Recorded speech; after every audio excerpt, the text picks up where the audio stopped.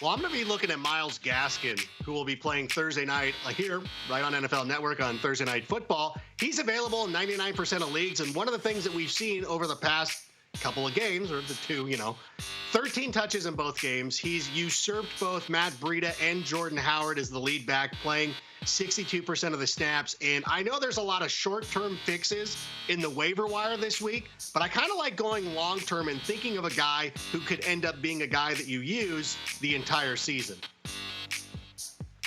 I don't know if I'm going to use him the entire season, but I'm looking at Daryl Henderson, who's available in 68% of NFL.com leagues.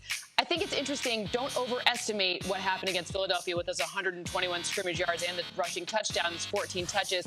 I do think Malcolm Brown with his finger, Cam Akers with his rib, I think the opportunity against Buffalo, especially to keep that run game strong, to keep Jared Goff and the play action going well, is going to be really important this week. So this is maybe a stopgap solution, maybe one in the future, but definitely one worth picking up and considering later.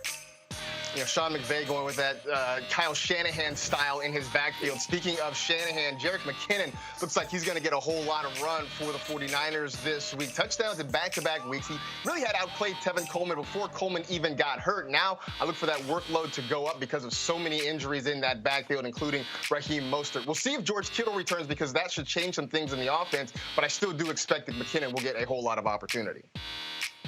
McKinnon is a huge name on the waiver wire this week, but so is Leviska Chanel Jr. Now, later in the show, I'm going to get to the reason why I love this Jaguars defense so much. But before that, please help me get you hyped about Leviska Chanel.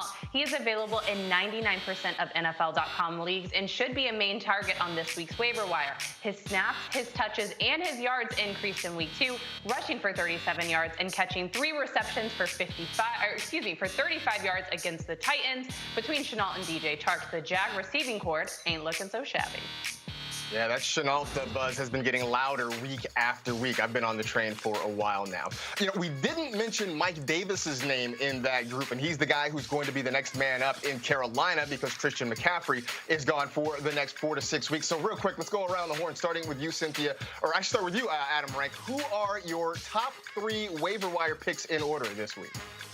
Well, I'm going to go with Joshua Kelly because I believe he's going to have a role with the LA Chargers, similar to what, Melvin Gordon was doing last season. And I have also got Mike Davis, of course, if you've got CMC, and Myles Gaskin would be my third guy. I love it. All 3 great additions, but my 3, it's one that Cynthia mentioned earlier. It's Daryl Henderson, running back for the Los Angeles Rams. My second guy is James Robinson. Again, I love so much of this Jaguars offense. And then third, at the tight end position, I have Dalton Schultz, the new tight end for the Dallas Cowboys. I like those, and I also like Mike Davis is my number 1. Jerick McKinnon is my number 2, and then Gardner Minshew, number 3. You may need a quarterback. There's some interesting things going on at the position, like if you mistakenly took Carson Wentz, so consider Gardner Minshew.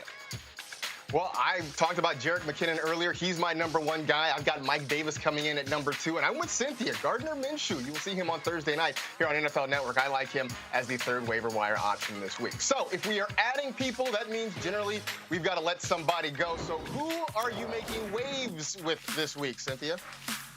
Well, unfortunately, I listened to Adam Rank because he is super smart, and unfortunately for Matt Breida, see you later. You're off my team. Less than 5 fantasy points in weeks 1 and 2, 6.5 touches per game. Blech, that's tied for 60th. You fired. 23% of snaps, off my team.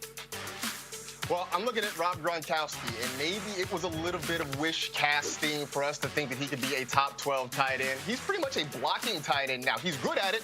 That just doesn't get you any fantasy points. He's played 90 snaps this year, run just 19 routes, less than 6% target share, in a passing game that's still sort of trying to work out the bugs there. So I think in the meantime, Gronk can go back on the waiver wire in most leagues.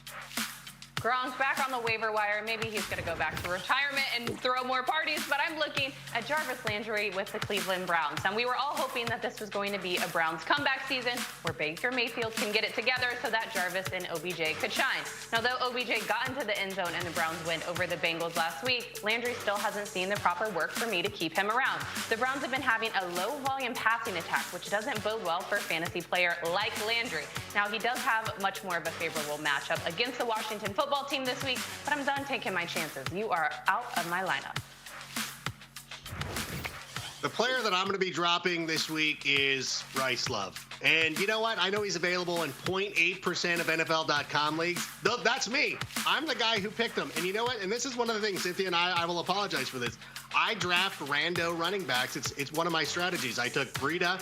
I took Bryce Love. I'm dropping them. Oh, but I also drafted James Robinson, who I'm probably going to keep. But it's a strategy. This is why you pick these guys. Sometimes they burn you. And you got to do what you got to do. Although once I drop Bryce Love, he's going to go out there and get 40 points. Where is the love? Love don't live here anymore. Fantasy Twitter is sitting on so many puns that we haven't had a chance to use just yet. So we need Bryce Love to come back into our lives at some point. All right.